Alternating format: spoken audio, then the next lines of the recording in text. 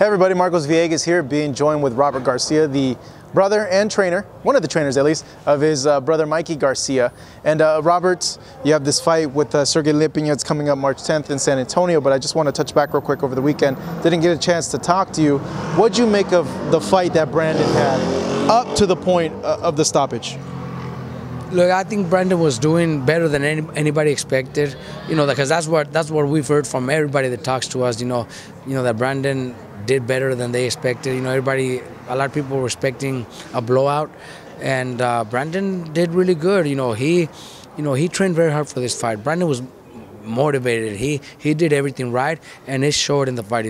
Hey, Danny fought a great fight too. Danny came out with a good game plan and landed that perfect punch, and was able to drop, and the ref stopped the fight. So there's nothing we could do about that. But I think Brandon really trained hard. I know that for a fact, because he was in my gym and I was talking to him every day with the days that he wasn't there. Don O'Leary did a great job. So I'm happy with we're not happy with obviously the way the fight ended, but I'm happy that he was able to train and dedicate himself and give the fans the fight that he did. Did you speak to him after the fight? And if you did, what'd you tell him and what was said there? Look, at first, before Brandon seen the fight, he thought I stopped the fight, and he was... Yeah, we all noticed that on press row, and we're like, oh, wait a second. Me for stopping the fight, but the ref stopped it before I jumped in the ring. I made that decision to stop the fight before the ref stopped it. So you were already thinking about stopping it before? I had already stopped it with the inspector. Well, this is how it happened. Look, when Brandon went down, the first thing that I asked my cutman, because he was always keeping track of the time, I asked him how much time we have left. That way I know if I could maybe... If you could survive a little bit longer and all that. But when Dr. Anderson told me 44 seconds, I said, that's still too much. So I told Donald Leary, because Donald was the main guy there. I said, we got to stop this fight.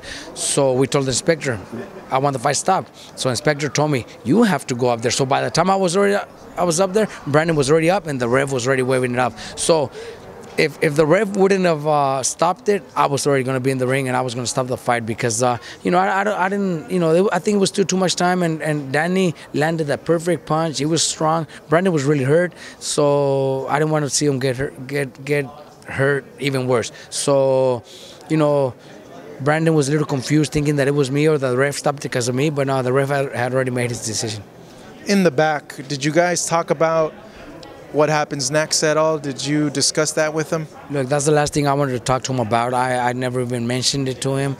I kind of, after a hard fight, a hard loss like that, it's kind of, I don't think it's right to talk about it right away. I already talked to him. I already told Brandon, I think it was yesterday, because that same day I got a call. People involved in Brandon already telling me that they have a fight next for him. I just don't think it's right to right away go after the next fight after the fighter's hurt. You don't know what he wants to do. Maybe he decides not to fight again. You got to wait, give him a couple of days, and then if he tells you, I'm ready to fight again, then go look for a fight. But there is fights out there for him. I think Brandon, doing it right, myself, the team, picking the right fights, I think he still has some fight left. So you don't think at this point, because of the knockout, that he shouldn't fight anymore? You feel that with what you said and what you saw in the preparation, that he's rededicated, that he won't get hurt in other fights? The way he trained and the way he dedicated himself, I think he deserves to fight again.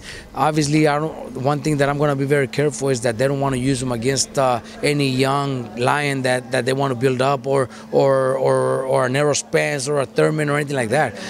I definitely don't want that to happen.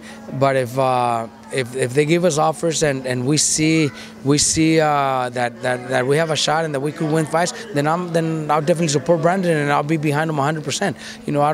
I think he still has a few fights left, and but if we do it right, we have to do it right. Is the right fight, the right opponent, Victor Ortiz, you feel? Well, look, I'm sure that's something that they're going to bring up, and I think that's a fight that we'll do. I think that's a fight that we'll do. Victor Ortiz had a draw, and they've always had that beef, that rivalry. So it'll be a big fight, especially if they were to do it here in Southern California. I think it'll be huge. But we'll let we'll let the handlers do that. But that's a fight I would take, definitely. Transitioning now to your brother, how do you see this fight playing out with Sergey style-wise? And what do you think your brother's going to do to him the night of the fight? Well, look, one thing is Mikey has to be very careful. Lipinets is the bigger man, has tremendous power, so we have to fight very smart. Mikey's style is that style, to pick his opponents, break them down little by little, and if everything goes well, that's our plan. That's our plan. But it won't be easy. Lipinets is very strong. What do you make of that notion? Dedicated, man. These guys are dedicated. I asked Mikey this, and he's like, everyone thinks this is going to be an easy fight. He's like, it's not. Like, it's not going to be an easy fight. But what do you make of the perception that this guy's just there for Mikey to look good and knock out? Look, that's what everybody thinks. But, I've worked with a lot of Russians, Eastern European guys, and those guys are the most talented fighters out there. I've worked with people from all over the world, and those guys are the most dedicated fighters, especially when it comes to a big fight. I'm sure Lipinets is training like never before. So that's one thing that we can't take lightly. This guy is going to be, this is the fight of his life. This is the opportunity of his lifetime. So he's going to be very well prepared. So that's a big advantage on his side. He's the bigger guy. He's got knockout power. So Mikey has to fight very smart, and he has to be very careful. Mikey told me also that he wants to move up to 47, that he's already made up his mind that he's going to go up to 147. You've seen your brother. How do you feel he does with a lot bigger guys at 147? And you think his skills will transition well to 147 against the guys like Thurman and Spence and Sean Porter? Look, I know Mikey already made that decision, and that's what he's gonna happen. That's what's gonna happen, and we're gonna support him. But if it was up to me and my dad, we'd probably slow down, and stay at 140 or eventually 35 and 140, and eventually move up to 147. But he's because he started saying, I want Thurman, I want Spence. Mikey's young. Mikey's young. He still has a lot of years left, and business-wise, it'd be smarter to even wait a little bit longer, because those fights could all be there. They're all gonna be there. But eventually, where welterweight champions are big enough, and Mikey becomes a big superstar, where those fights are worth millions and millions of dollars. Right now, they're still not there. Neither of them. Neither is Mikey, and neither is the world champion. So, me personally, I wait a little bit longer. But I know Mikey's made his decision, and that's what he wants. So we'll support him. And I think Mikey's talented enough to be able to compete against those guys. We got to be careful who we challenge right away. We also got to be careful. I can't really support Mikey going after the best, the toughest welterweight out there. We have to be very careful. But I'll support him. But we really have to be careful. Who would be the best guy, you think, to debut at 147? Well, there's perfect world. Even though they I don't know if that fight would even be able to be made. But Matthysse, Danny Garcia. Those are fights that are dangerous. Obviously, they're very dangerous. They both have skills, and they both hit very hard. But before Errol Spence or a Thurman, my first pick would be Matthysse. I actually like those fights. I think stylistically they're very good fights. Very good fights. So those would be my choices. Those would be my choices. But the TV networks, the promotions, I don't know if those will be able to. Well, Danny Garcia is more possible, because he fights for PBC also. But Matthysse, with Golden Boy, I don't know. But I would love that. I would love that fight. Be a good fight. If there's no Linares fight, and I know there's kind of an agreement that there is going to be a fight because of the belt situation with Linares. If no Linares, then what's the route? Do you guys go for Lomachenko? Do you guys still try to go for Manny Pacquiao, or do you defend?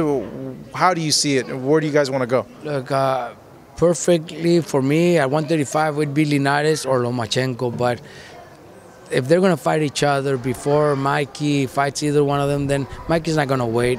I think Mikey's going to end up at 140 or eventually 147.